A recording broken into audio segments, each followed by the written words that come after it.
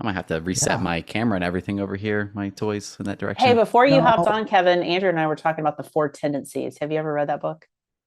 And I What? which don't think I one have. are you? Okay, so I have it here because I had to look up something that we were talking Oh, about. great.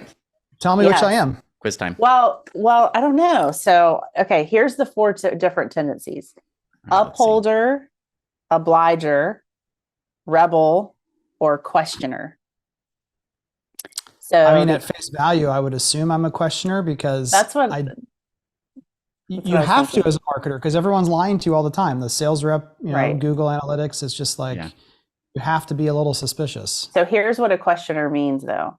You resist outer expectations, but you Oh no. meet inner expectations. So like I'm you're the reverse super of that. okay. So then you are I'm an like, please obliger. like me. I Please think like me. You're an I want to give you obliger. all the leads you ever need. You're an Like, obliger. but You I feel like meet okay. you don't have problems going against the grain as far as like you don't you won't do things because like, oh, that person will be happier with me if I choose then this he's an choice of words. obliger because he meets Yeah, mix outer of both. expectations, but he resists inner expectations, Like he doesn't meaning mind offending people if it's the truth. If it's like the maybe that's almost right. rebel. Like, hey, we should not be paying for this type of thing, even though that would offend XYZ. Offend might not be the right word. Well, okay, let's flash back in the time machine. Yeah, I'm thinking about one product in particular, Uh, not the name.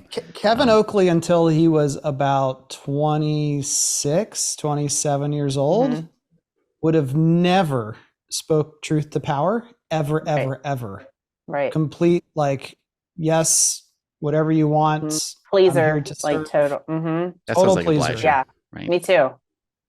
Then my boss at the time at Heartland kind of kicked that out of me because he was like extremely frank and to the point. And I worked more with him than anyone else really at the organization. So I think that influenced me. And then now they tell us the outcome they want and they assume that we're going to give them tactics and strategies that they agree with. And Right. oftentimes, It's not. It's shockingly not that. so, to people who come to work with us at times, they don't always listen. And Right. so I think maybe it's Mhm. part age, part I don't experience, but it's like I know what you want. And if you're telling me you want this end result, Mhm. then my job is to just speak as plainly as possible about what the issues likely are that are causing you not to hit that goal. And so I think I'm probably just manipulating or lying to myself to say like manipulating, not lying. It's like, oh, it's okay, Kevin. Like give them the right hook because they need it. It's going to be good for Mhm. them. Right. But that's definitely not my natural tendency. Well, I think Yeah.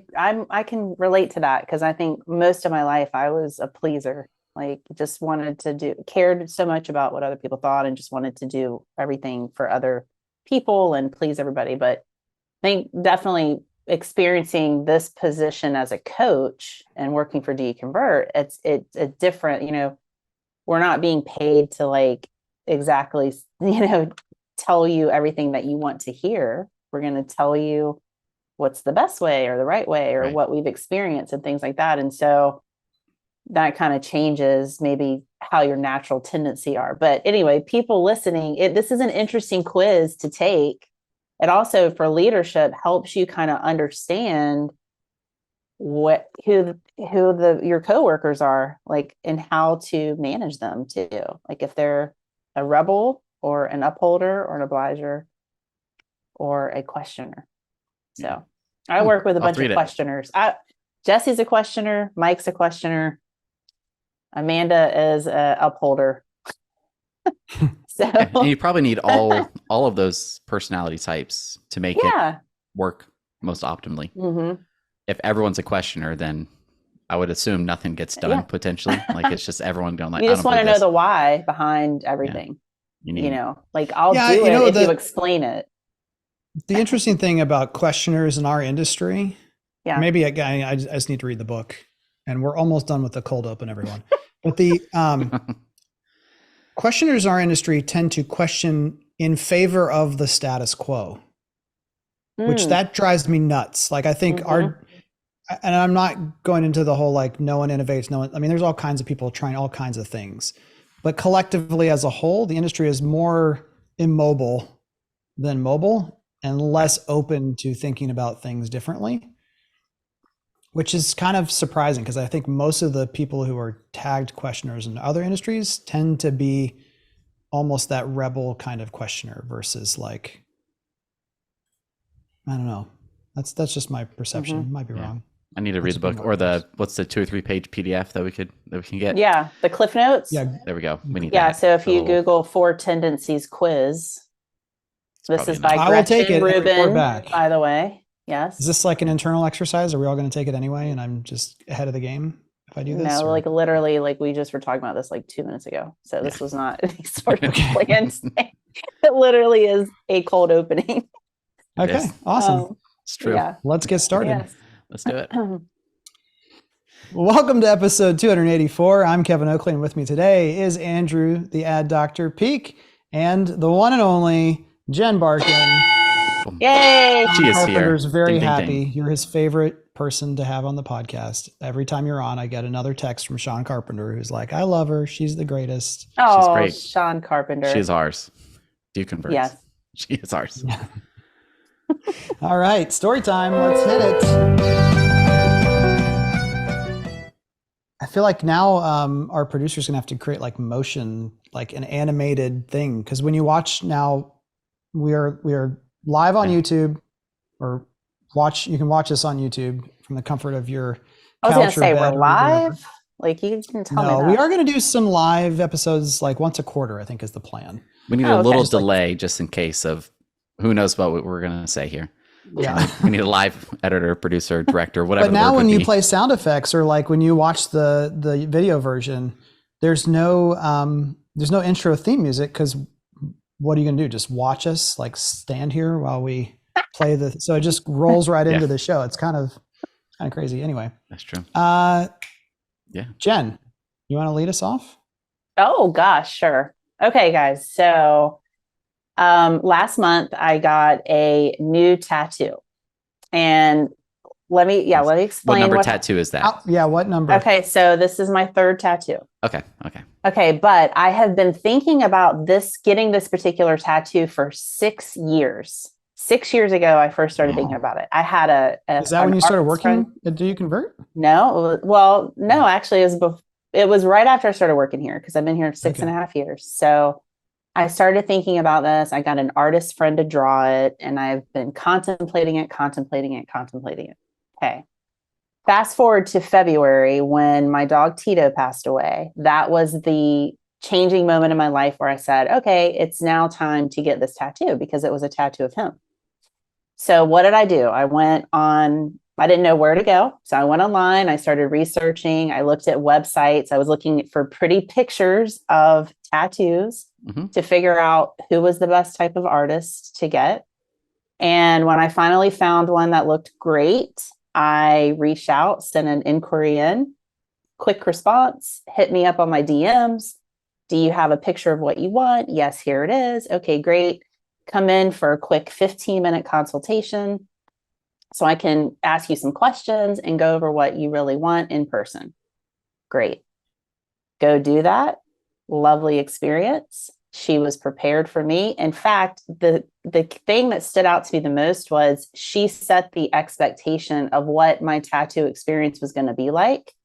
She was like, it's going to take 3.5 hours. You need to drink water, bring a snack, wear this certain type of clothing so that you're the most comfortable. This is the room we're going to be in. And here's, kind of how you're going to plan your day. Do you have any questions? No, great. This is awesome. Fast forward to when I go in, she greeted me. She was ready. Look, she said my dog's name. I have Tito drawn out, ready to go. Let's sit down. Do you have your snack? Do you have your drink? And it was an amazing experience. 25 years ago, when I got my first tattoo, that was not the experience. There was no websites for tattoo artists. Basically, I had to drive like 20 miles out in the middle of nowhere to find a tattoo place. I walked in and some scary looking tattoo artist was in there and was like, what do you want? Oh, you want a sunflower? Okay, let's put it right here. It was like I wasn't prepared. It was not a great experience, right? And so as I was thinking about this, I was like, man, this is kind of like looking for a new home and I like was gonna the say, feels like it. experience of an online sales specialist and how important they are in this process. Because, 25 years ago, when you were looking for a new home, what did you do? You went out, you drove around, you had a realtor maybe helping you with cards, listing cards. And I mean, it was just like a whole different experience. And, I was thinking about when, and this was 6 years I was thinking about this tattoo. And this was a tattoo, not a new home. But it took me that long. And it wasn't until there was some trigger in my life that happened. So, when you think about buying a new home, you look and look and look, and then something changes in your life that causes you to make that move. And I was nervous. I had a lot of questions. Same with our home buyers right now. And so, as online sales specialists, the most important thing that they can do is set those expectations really clearly to make the customer feel super comfortable. And, going through and asking those questions and saying, okay, this is what's going to happen next. This is how long your appointment's going to be. This is what's going to happen when you come out and visit with us at our model home. And, taking those notes and setting up that appointment for so that the salesperson is so ready, just like my tattoo artist, hey, I've got Tito all drawn up and ready for you, Jen. Whereas our salespeople could be like, hey, Andrew's told me all about you and what you're looking for. Let's go tour the Magnolia plan that, I know that you're interested in or whatever. And so, it's so interesting when we think about like the impact that online sales can make and how they can be totally invested in the sale, like setting up that appointment for the very best interactions possible. So I felt someone roll their eyes when you said, though, talk about what to expect when they visit the model home. Someone somewhere just rolled their eyes. They're like, really? Like, why? who does it? Because it seems so basic. Like, why would we need to tell someone what's going to happen? Wow. No. People need that. Listen, I think we take for granted because we're in the industry. We know what happens out there. We know what the process is. We know all those things. But the average person, if you've never built a new home, and the majority of people haven't, the majority of people have gone through a used home purchase. So if you've never done this before, you have no idea what to expect. And it can be super intimidating. And so I think we take that for granted a lot. And we have to take some time and really set those expectations. Because their expectations are set from whatever headlines or stories that are more than likely negative, to be honest, right? If they're seeing home builder this, home builder that, market's doing this, market's doing that, they already have this negativity associated with it potentially, even though they want to proceed forward. Yeah. So I think just setting that certainty, that's a Kevin word there. Geez, that keeps popping up all the time. Certainty. Yeah. Like if you give some certainty, it's the comfort, the stress, you're just like, oh, I just think the word expectation, like anything that you're setting clear expectations on, whether it's with the people you work with, whether it's, with your teammates, your employees, your leadership, customers, your on-sites, whatever, setting clear expectations reduces any uncertainty really in anything. Am I doing what I'm supposed to do? Am I doing a good job? Did I set the right expectation? Well, think about I haven't heard this word used as much in our business, but there was this period of time where people definitely referenced model homes as our retail store, or like home builders are in the retail business to a degree. Mm-hmm. What other retail experience is like going to a model home? Really? There isn't one. Exactly. So I think I completely agree with you. And a couple of months ago, I shared that I had a friend who asked, like, we're going to go visit a model home this weekend. What's going to happen when we go there? And I was like, what do you mean? What's going to happen? There will be someone there to answer questions and show you around to help you, decide what's important to you. But it really does make sense that there is no other retail experience. Not even car shopping is comparable to what we do. And just, going back to my tattoo analogy, it's like, walking in, if I had just walked in off the street, to the tattoo place, and I had said, hey, I'm here, I want to get a tattoo. Here's a picture of what I want. I wouldn't have been prepared. I hadn't had lunch. I wouldn't have been prepared for a 3.5 hour tattoo. I would have maybe had the wrong outfit on. I mean, you know what I'm saying? And so that's the benefit and the beauty of having these appropriately qualified appointments that are set up for success. And, we talk a lot about, preparing for appointments versus chasing the appointment. This is one way that online sales can really set our salespeople up for the best success possible, is if they're really preparing them for these appointments that are coming out, and then they can, get their sales self ready to create that magical experience that they need on that end. So yeah, good reminder. Yep. Awesome. Andrew, how about you? Yeah, I have a fun casual one. I just got an email from, can I say the name? Open Door. Got an email from Open Door a little bit ago. I put my grandmother's home in. This is like 2 years ago, when we're like, oh, she's getting older. She has steps to go in. She cannot get into her home without going up steps. She's 86. She's fine, but she's had 2 knee replacements. We're like, it's just a matter of time before something bad happens, right? She falls. So she should probably get a smaller home. It's 2,200 feet. She's one person by herself. Like, she doesn't need this. So I put her home in Open Door. It needs some work, etc. So we got the first offer when at the highest, at the peak. So I just thought it was interesting. I'm gonna bring up, I got the email today. I'm like, oh no, it's gonna be low. Like, right, it's gonna be super low. I was actually impressed. It's going up month to month since the beginning of this year. So it's gone 510, 530, and this month 550. I'm like, what in the world is happening? But it is resale. Our zip code, that size home, the area, like, it's definitely a more in-demand area, and there's no listings available. Obviously, we kind of know that. No supply. It keeps going up, up, and up, and it's only 6% less than the Zestimate. Now, I have no idea what the home would actually sell for with rates at where they're at, and the home, it needs some attention, but it still is a great location, great community, great home, and all that. But I'm like, oh, Open Door they still got me to click that email. Well, and what they would tell you is, follow them. I mean, if you try to sell yourself, you're going to pay 6% probably in realtor fees.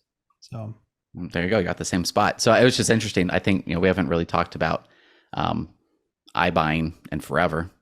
At least it feels like that. Yeah, it's coming back. I did see a chart that showed, I think as the number of homes Open Door is purchasing is going back up. Which again is just a clue of like, well, they're not doing that if they're not seeing pricing going in a different direction. Mm-hmm. But I wish I would have put my home in there just to track it. We have no interest in selling our home. We'd have nowhere to go to. Well, here's my take on that email, Andrew. This is for every person listening. They got me. They're like, you have a new offer from Open Door. What is the chance that as long as it's your grandmother's home, you said? Mm-hmm. Grandmother. Yep. Like a mile up the road. So as long as your grandmother lives there, what's the chance that you unsubscribe from that email?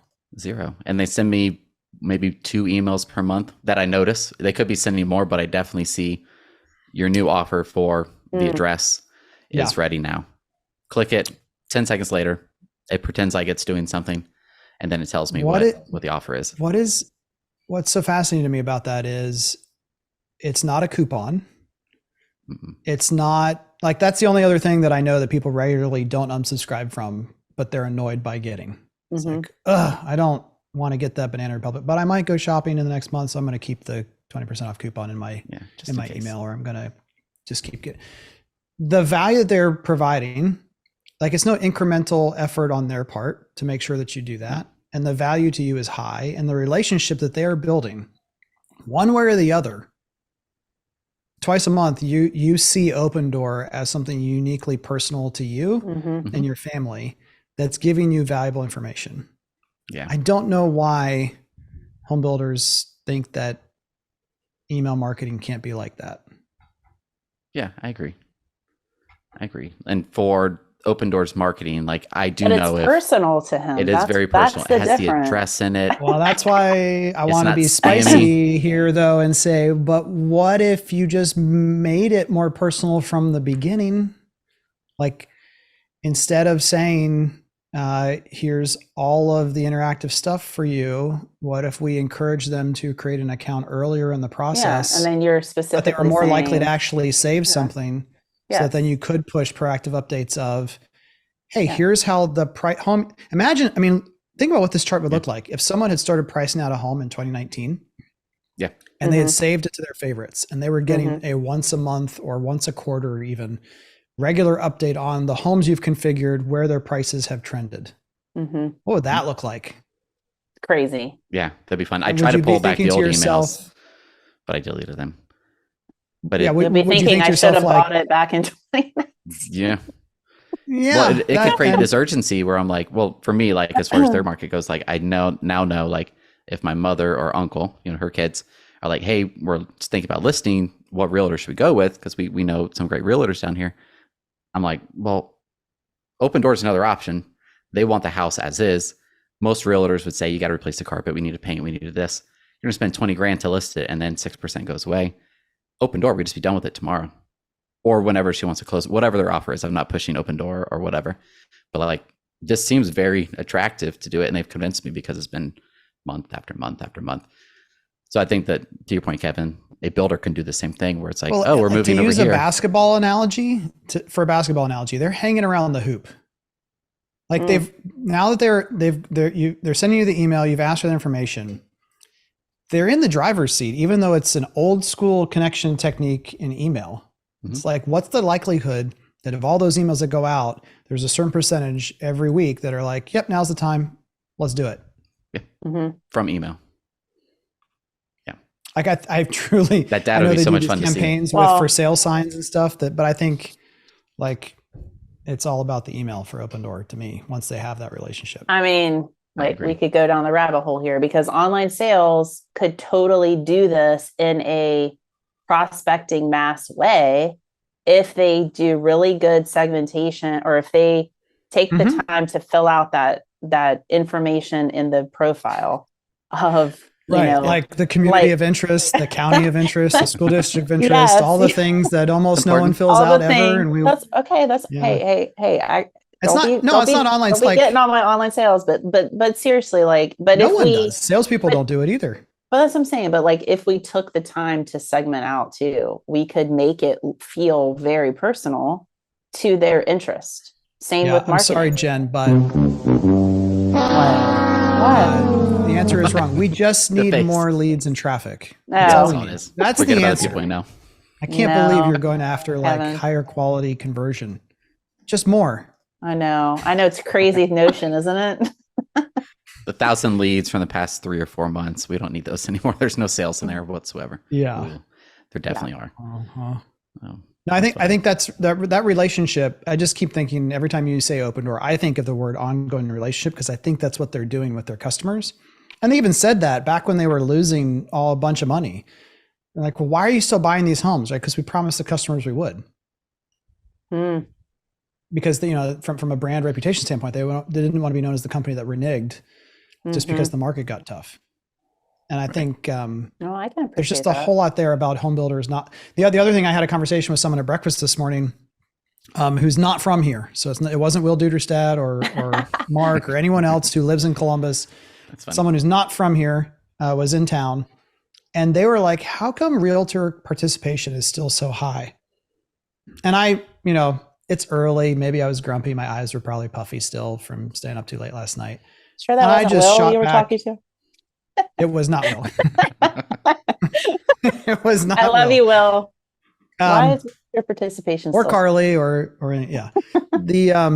The thing that I shot back with right away is because we don't want to talk to people until they're this close to buying.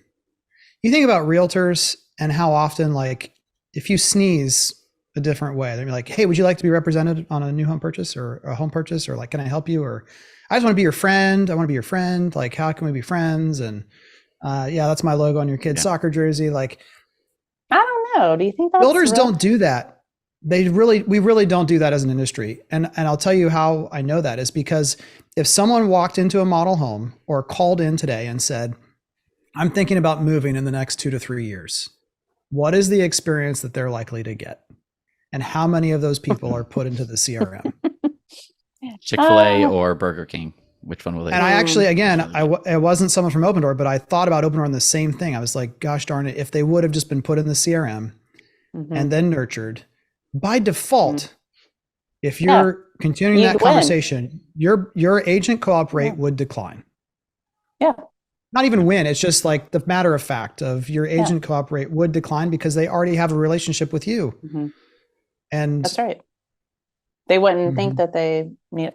Yeah. I mean, listen, I was just looking at something because I was doing a realtor, how to work with realtors training for our online sales academy. So I just was looking at, in 2019, there was 1.2 million inventory homes on the market or something. And then in April, there was like 500,000 or something. Like, and so, and there's like 1.5 billion realtors. I mean, that's not the real number, but you know what I mean? There's like 4 million, it's something like crazy. Yeah. Might as well be a billion.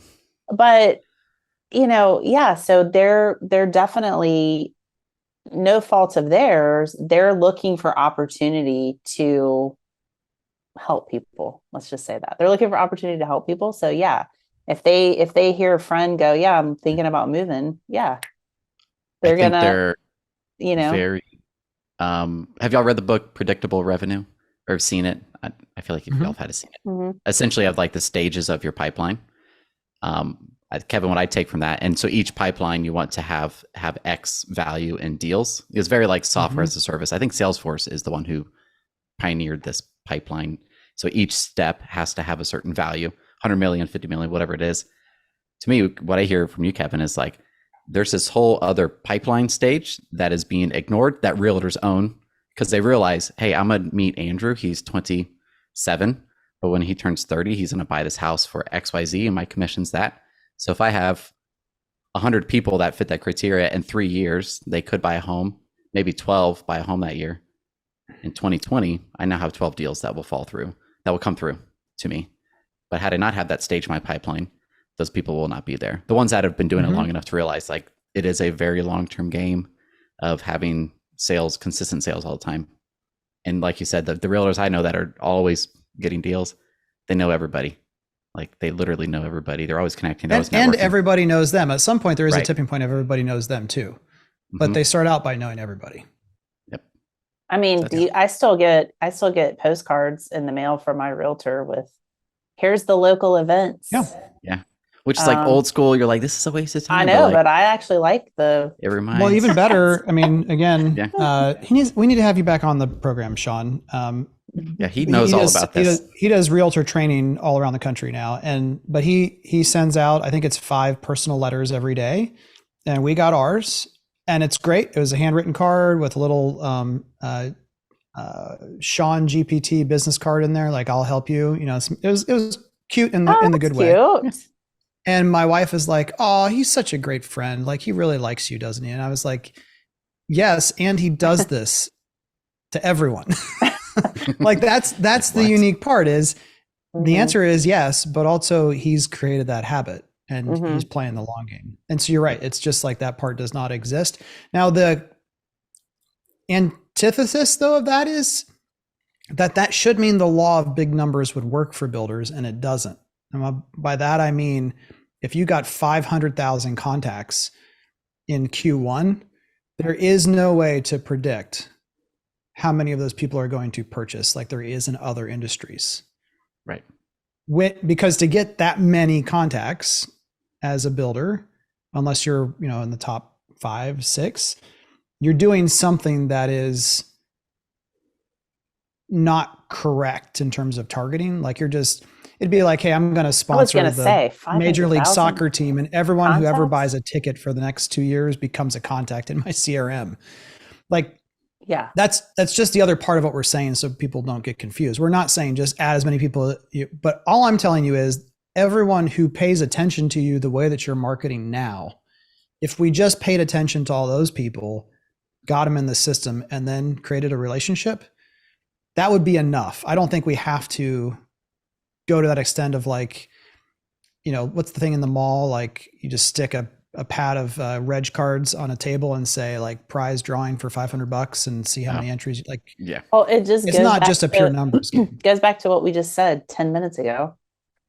Manage what you have better.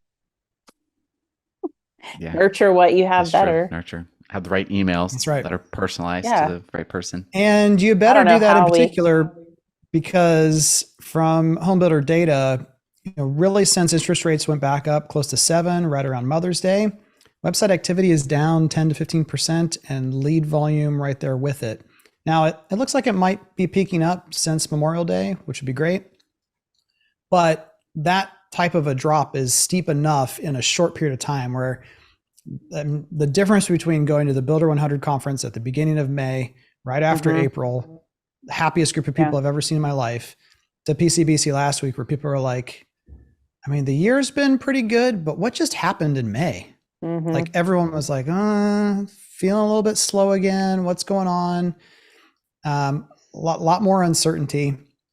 And it's because of that change relatively. I mean, it's still a big percentage. Anything to me over 10% is a big percentage change, but in such a short period of time, it's like, whoo, it's like something adjusted. So you better love the ones you have. Exactly. That's what we're hearing across the board. Yep. All right. What was your story time? Well, we always do this. We always now that we're a video show as much as audio. Oh man, expectations.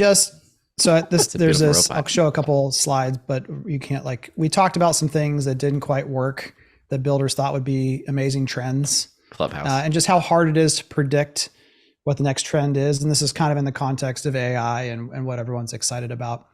And here's my other hot take is that I think marketing automation, which is what this little guy is meant to represent, is the single biggest cause of leads going stale or being mismanaged of anything.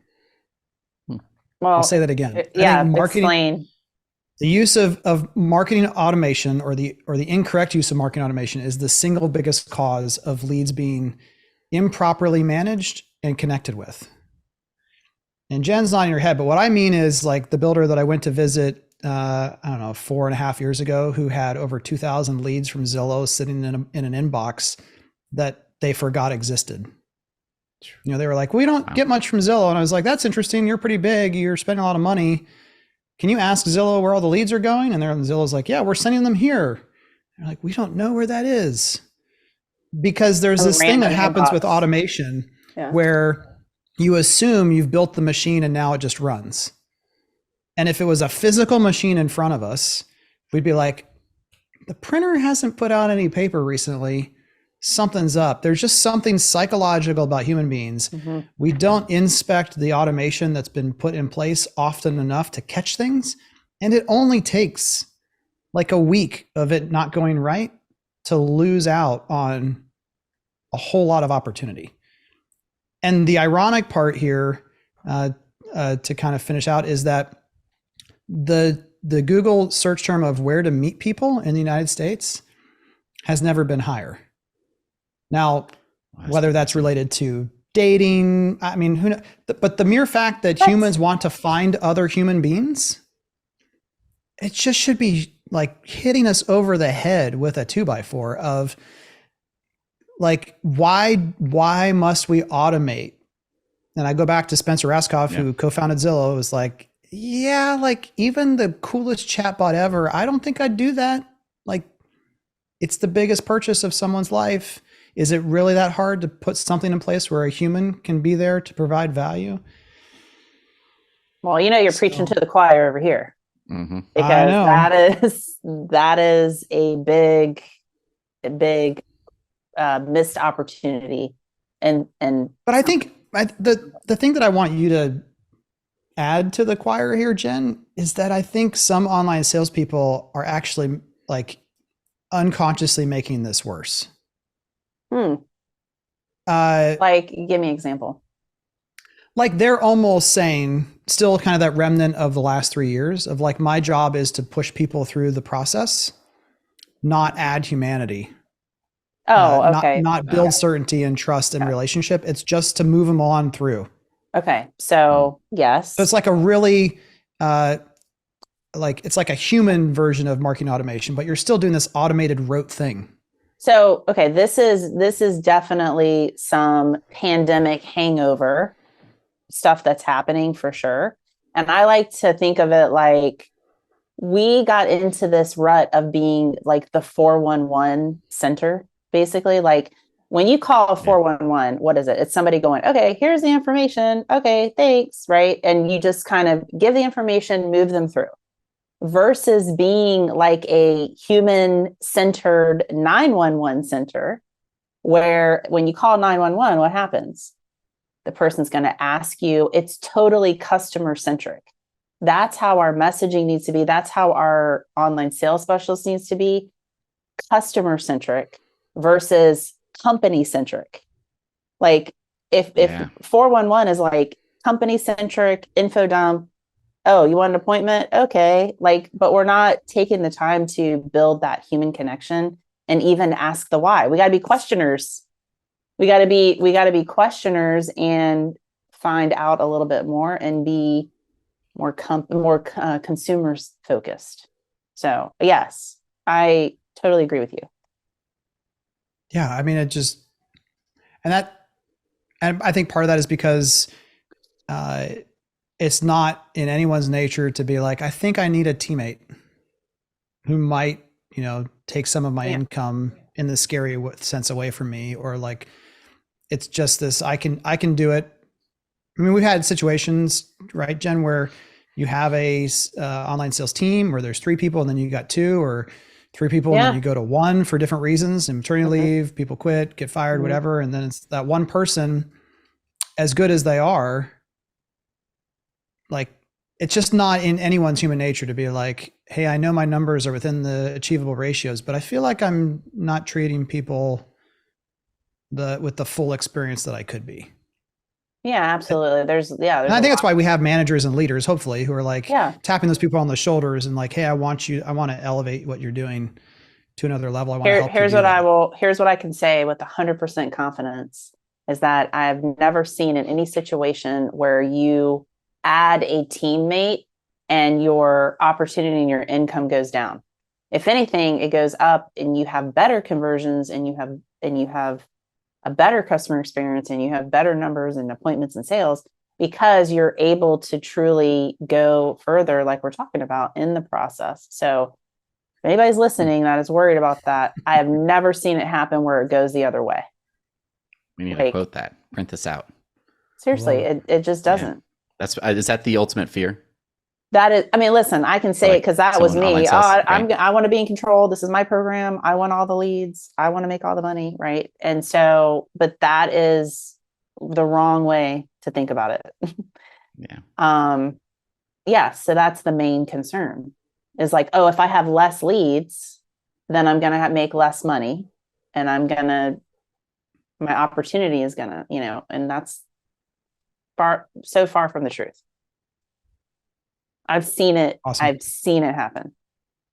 Yeah. Over and over and over again. Yes.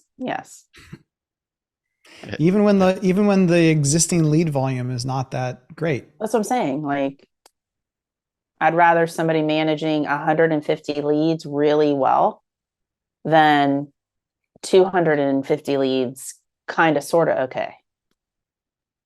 Mm-hmm. Like, Makes sense. Yeah. Nah, just turn on an AI system. AI system. But like, to your point, I get excited when you want to talk about this, Kevin, because what I've also seen too is that some companies are trying to still do this automation again, and it's like a set it and forget it mentality on some of this stuff. Mm-hmm. And the messaging is very company centric. And it's like, stop, because listen, the person can look at the website and get all of that information that you're. Yeah. And that's why they don't read the emails. Our first point is like, it's very personal to Andrew. That's why he opens those. And if it was an email about how great Open Door was, I'd be like, forget this place. I was going to say something else, but I'm like, forget this place. Yeah. And what's funny is I could probably go through my email. Let's see if I can without wasting a lot of time. They don't send me that many, and I open them all the time. So I'm doing these, triggers that would then indicate for some of the marketers that are huge fans of automation, like, oh, I need to get more detailed emails and all this huge build out. And they have this, like, it's almost like they romanticize, I'm talking about the marketers now with automation. this giant flow chart and process where they could take that screenshot, they throw it on Twitter, they throw it on Instagram, LinkedIn, and they're like, look at this thing I built. And that's what they're showing off, is like the complexity of email. One, if this, else that. It's like this if else statement of here's 50 emails that happen. And then they present that to their management. They're like, wow, this person knows what they're talking about. Meanwhile, OpenDoor's over here. If I could get it. I have 3 different variations of the offer. They really just push this offer. New cash offer, new offer, your offers increase. Oh, the subject changes, and that's it. Everything else is the same. Updated offer, offers increase, new cash offer, new offer. Yeah. So that's 4.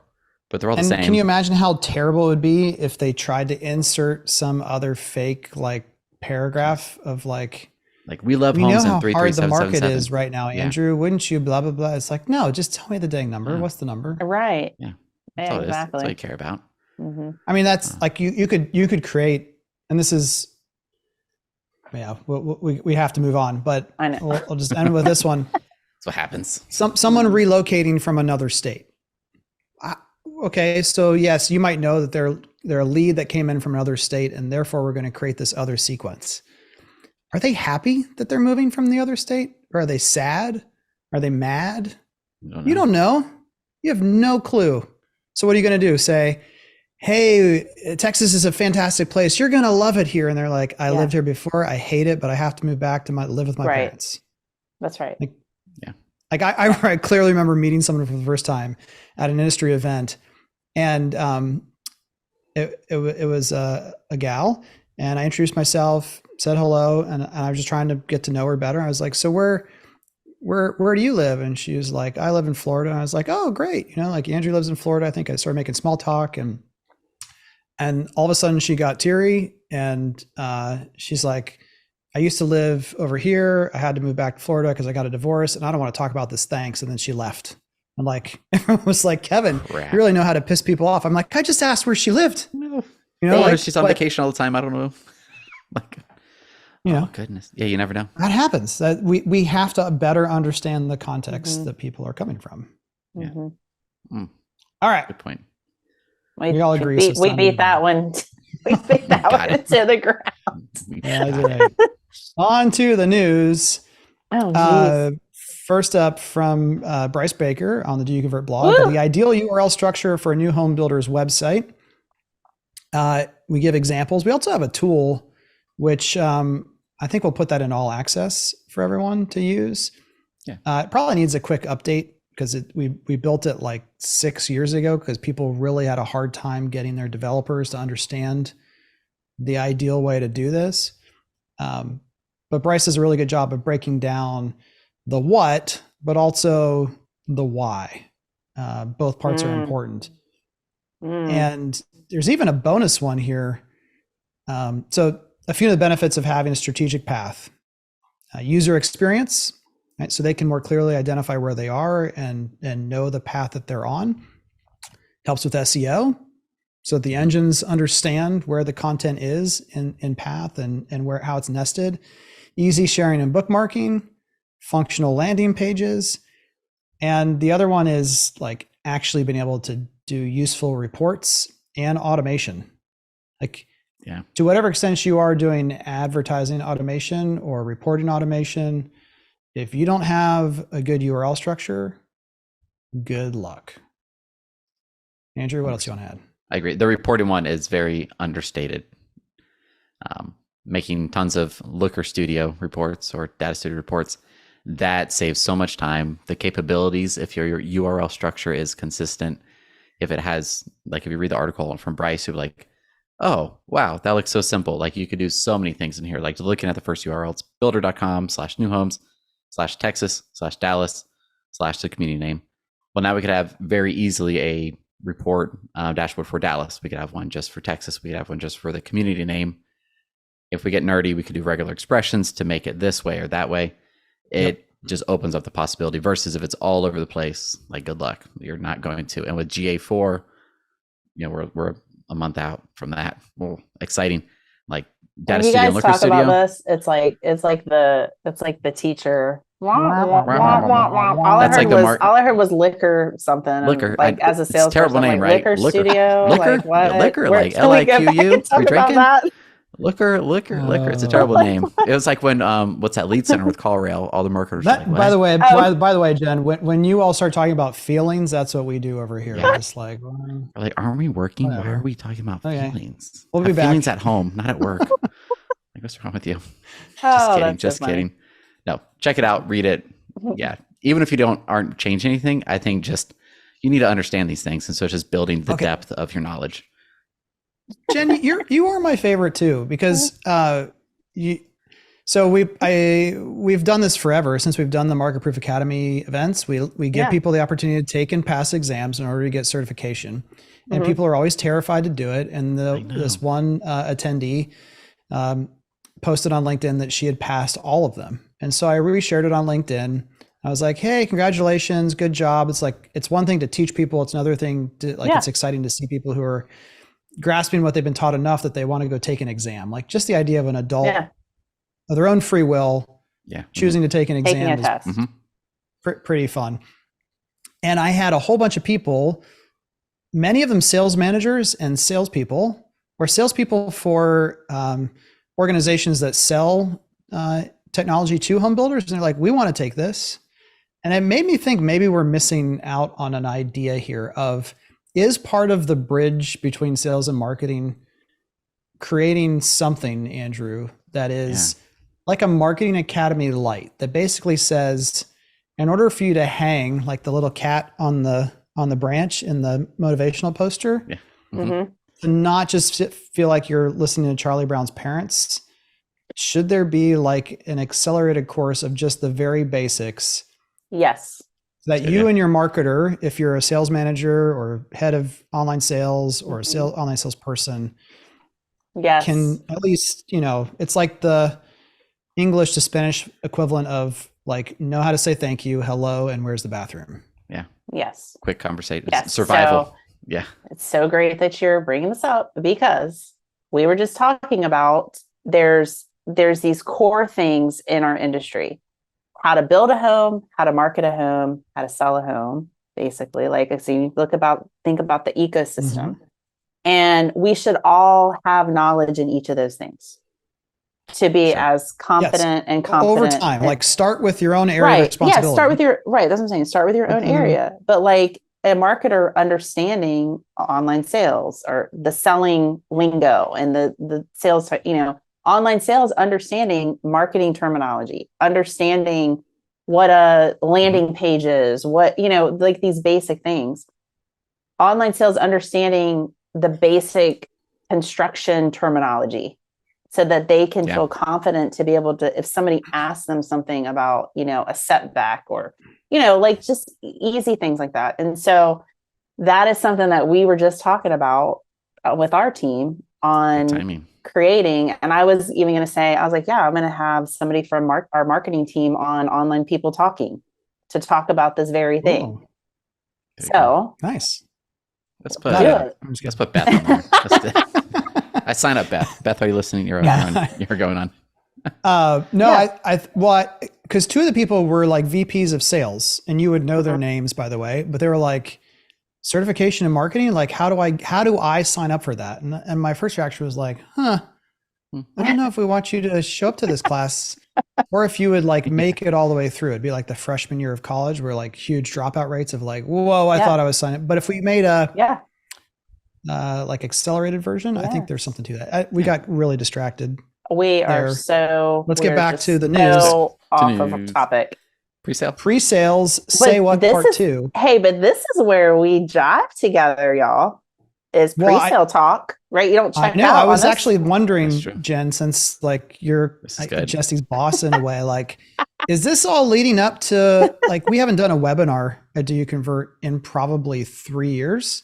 Are we leading? Is this all content leading up to I think so. Online sales and marketing people from Do You Convert getting on a webinar talking about pre-sale without failing? Well, like you, Kevin, this is one of the biggest, like this topic always comes up. Like people always want more education around this topic.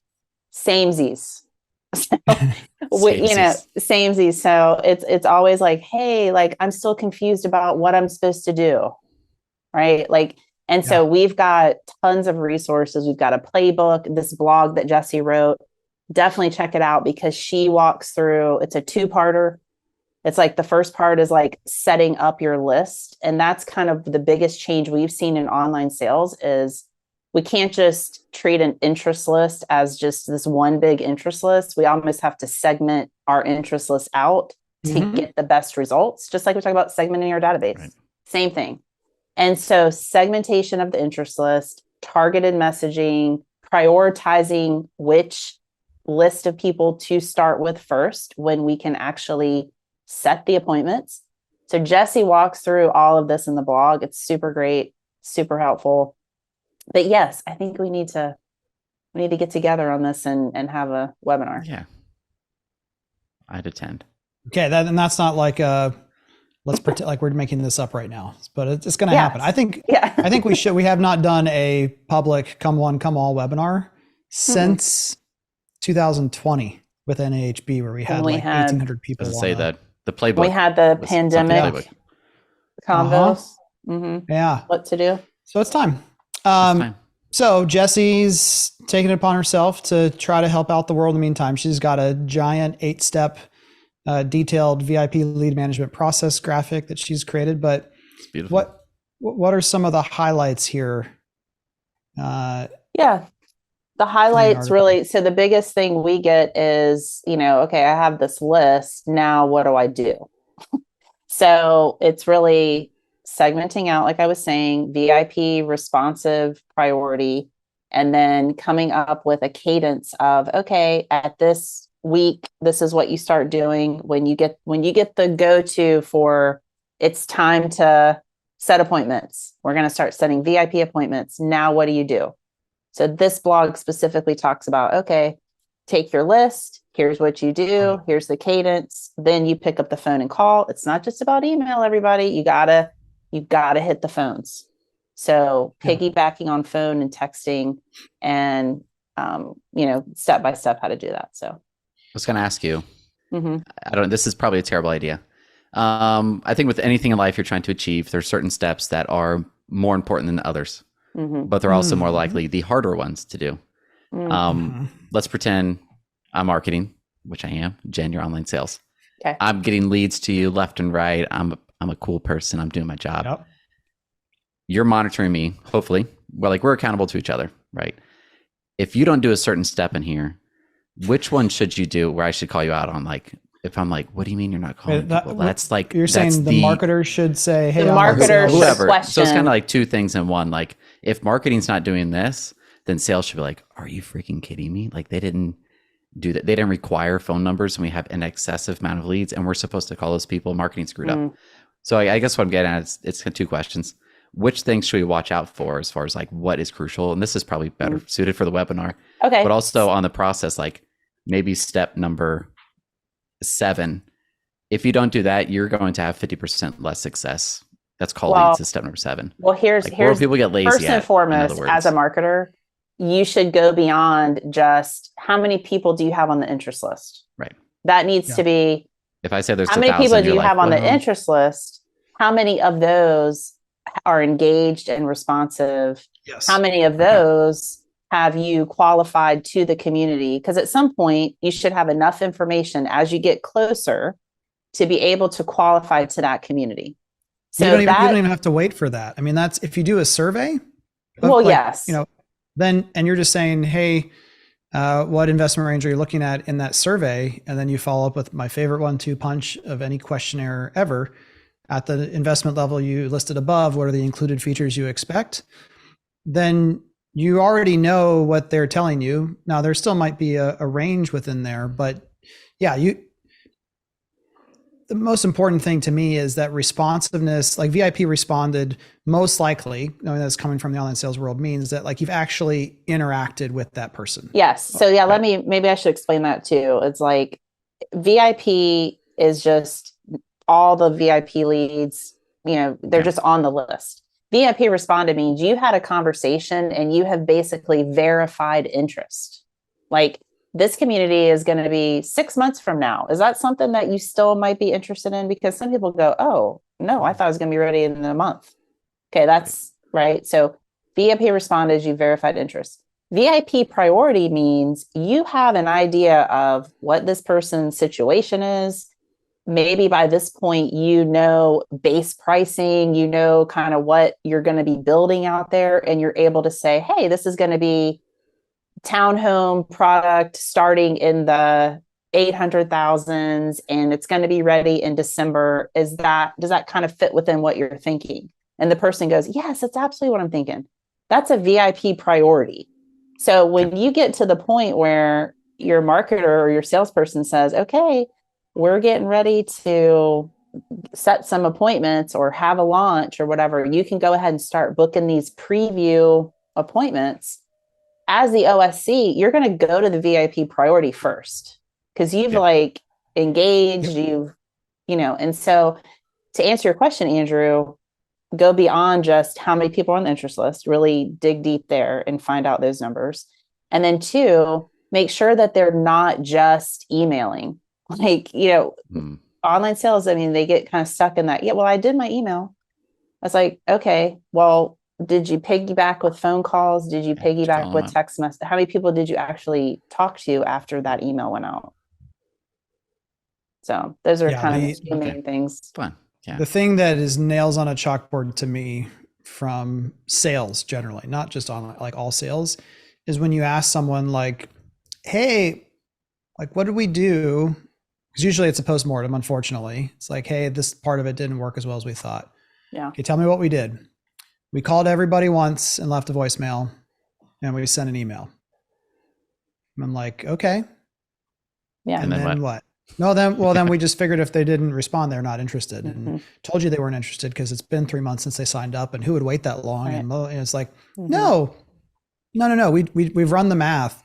If you do 3, 4, 5 attempts, actually the second and third attempt often produce more appointments for that house in the sky, as we call it, than the first one. Yeah. Because not only is it repetition of reaching out, but you're now able to even say like, yeah, I've already scheduled 4 appointments. And again, once that momentum starts and that urgency builds, it can snowball, but not if you give up after 1 call and 1 email. Yeah. Online sales specialists, they should feel like when you have a launch like this, it should be almost consuming of their time and focus. Like, yes, they're still managing new inbound leads. Yes. We don't want that to go by the wayside. However, it should be like all hands on deck. The focus is this priority list, this interest list, and we got to get as much engagement and interaction and as many appointments as possible out there. Makes sense. You should feel it, I guess is what I'm saying. Like it should feel like it's a launch. And it's okay. Like that's the one time for these people, especially the responded group, it's okay to send them 2 emails 3 days apart. Right. Like that's okay. Or 2 emails a day and a half apart. Like, and again, it's because you've promised them that you're going to make sure they know. And if you haven't cut through the clutter, you have not fulfilled your promise. Right. That was your promise to them, is I will let you know, you will be made aware. And it's like my daughter, my 13-year-old Sydney, you got to wake up that kid 4 times if you want her to go to school. And it's not like you can be like, well, I woke you up once. Okay. But she's going to be tardy, or she's going to miss the whole day and just sleep like the whole day. So like, she sounds awesome. Yeah, she does sound awesome. Like a bear from the marketing side, I think the thing that online salespeople should be like, are you serious right now? Is whenever your marketing team says, well, we're not going to promote this or talk about this because we don't know enough yet. Yes. Forget that. Build the list. I mean, I don't curse often, but I want to just say, build the effing list. Yeah. All you have to do is say, we're going to build something here. It's going to be single family, multifamily, a master plan community, whatever. Are you interested? And you don't have to communicate or promise anything else to start getting an interest list. Yeah. Even when you're advertising, you don't have to have more information. More information is helpful, but it is not an excuse not to start. And so in today's world, especially knowing that the market conditions are tougher, to build a sizable interest list in most cases. When someone says, which seems to happen all the time now, we'll get on a call the first week of June and they'll say, we've got 3 launches coming up. And we're like, great. When are they? Mid-July. Awesome. What have we done so far? We've got like 10 people on the list and we're going to add it to our website soon. It's like, oh gosh, why? Don't you think too? Let me ask you this. If you have a coming soon community that's 6 months out, let's say, putting something on the website, like you're saying, with some general information, and then even like the call to action, instead of it being like, call me for information, just be like, if you want to get updates, like if you want to get updates, sign up here. Cause that kind of lessens we used to do this in the pandemic. It was notify me. Right. Notify me. Exactly. Yeah. The OSC should still listen. Online sales should still be reaching out right away and trying to connect right away. Don't just put them on the interest list. Connect right away, talk to them, see where they're at in life. And if they need to be on the interest list, and then go from there. But don't just stick them on the interest list to die. Right. I like that. Yeah. Don't let them die in the interest list. Okay. Watch out for the webinar to come sometime between now and then. And also, it sounds like we just created a session. We're just doing summit this year for online sales about like the 3 marketing metrics you need to know how to analyze or look up yourself. Yeah. We're just doing all kinds of things on this podcast today. We're giving ourselves all kind of work. Making a lot of plans here. Next up, from 9to5google.com, Google starts rolling out search generative experience in preview mode. This is not accessible to everyone yet, but it's Google giving a snapshot of how it envisions generative AI being used in search. And so this is what everyone's been like, are they going to disrupt themselves? Are they going to take away the ad click model? What's going to happen? And there's some interesting things in there. One, that they're going to have snapshots. So they're going to try to pull in rich imagery as well as static text. They are going to let you continue to click through. And I think in a couple instances, it also references that there were like ad opportunities in some of them. Yeah, shopping plus ads. For buying related queries, search generative experience will surface factors that you might want to consider and will suggest options that fit the bill, complete with generated overviews and Google Shopping Graph overlaid. And those, it will also have advertising as well. So we talked about this, I think, 2 episodes ago, where yes, you can ask Bard or any internet connected AI system to help you shop for houses. It's generally terrible or unuseful. And even, again, I was talking about this morning at breakfast with someone, like, because we were talking about why do buyers want a realtor often? It's because of that sense of security that they provide. Mm-hmm. And like, they're going to help me from making a mistake and they're going to be an advocate for me. They have my back. They have your back. The whole thing. Yeah. And they do. Yeah. So just thinking into the future that everyone thinks we're going to have, where you're going to have Sally, the AI companion, and as Sally knows everything about me, she's monitoring me in my current living situation and everything about me. And then I'm going to say, Sally, it's time to move. And you know everything about me. You can look up all the data.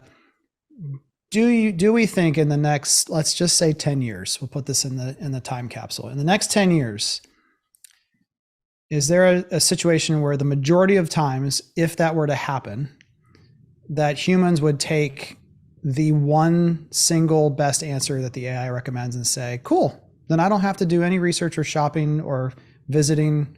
I mean, this thing knows me better than I know myself. Not at all. We need options. Like the weird thing is, like, people already, yeah, well, and also, what if the result that comes back is an ugly cardboard box, and you say, Sally, I don't like that cardboard box. Show me other options, and it gives me back 4 other things that are similar but also ugly. I'm like, Sally, I don't understand. Show me something beautiful. Sorry, Kevin, you can only afford cardboard boxes, so that's all I'm going to show you. That's terrible. Like the whole, right. How many times do you aspirationally look at something And that's what starts you down the path. And then you end up realizing there are realistic constraints, and you start doing trade-offs and shopping, and you purchase something that is below what you aspirationally started looking at. Like the reason Zillowing's a verb is not because 100%. everyone's on Zillow trying to find the next house they're going to move into next week. Yeah. Yeah, agreed. Or they view the $1 million home that has the amazing primary shower setup that has like 17 shower heads. It's 200 square feet. Mm-hmm. They're like, I didn't realize I really wanted a giant shower. That's my number one thing with the floor plan. That is now for a $400,000 house. And that's like in their top 3 list, but they were inspired by the big Zillowing action that they did. Yeah. Well, just because something's cool doesn't create certainty. Oh. Yeah, and I think also, there is this paradox of choice effect where having too many choices is bad. Yeah. But at least for certain people who I love very much, one of them whose name is Melanie Oakley, if you just give her one choice, she is not buying it. I don't care what it is. Exactly. Like one choice, no. Yeah. Right. 2 choices. You want Maybe. options, but Yeah. not too many to confuse you. Yeah. Those are the other ones are there to say no to.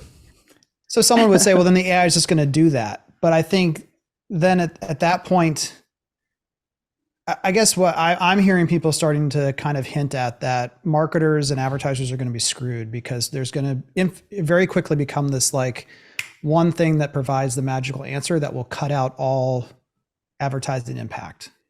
And right now, I don't know that I agree with that. I don't agree. Thought process. All right, last up. And then we're not even going to do favorites today because we're way over. Good job, Half Jen. of this episode is going to be it's going to be edited out. Probably talk too much. Redfin, I like from Redfin News. Investor home purchases fell a record 49% year over year in the first quarter, and so the chart here that we're looking at shows the growth or decline in investor purchased properties.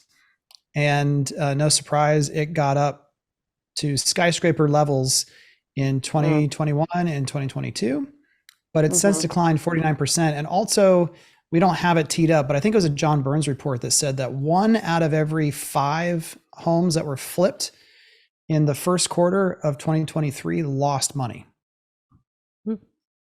So I think those are kind of correlated if in terms of the flippers are saying, wow, I'm not going to purchase another house to flip just yet. I'm going to wait and see what happens. But also it just has to do with the fact that like the readily available home to purchase to turn into an investment is not as easy to find. Like I still get those calls. Do you two get those robocalls of like, we'd like to buy the house that you sold 2 years ago? Every week. Yeah. Every week I get somebody reaching out about my current home, a house I already sold, the wetlands next door to me. Hey, we could build on that. Agreed. Yeah, I always cautious any marketer, like a report or communicating about anything with a single metric. In this case, it fell a record 49% year over year. Like you need other metrics to put that into context. Like you said, Kevin, there's less homes available. If they were still here, maybe that's 49. It's actually 24 or 25%. Then we need to define helpful investor. Like what does investor mean? The other helpful connection here is you'll see those headlines about mortgage rate interest has dropped dramatically.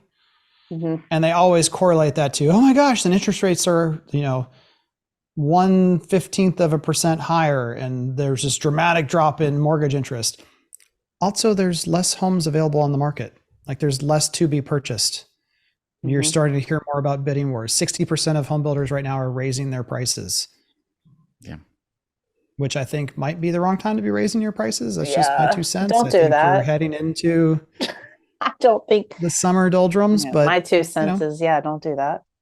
I don't know. What do I know? All right. Well, that was fun.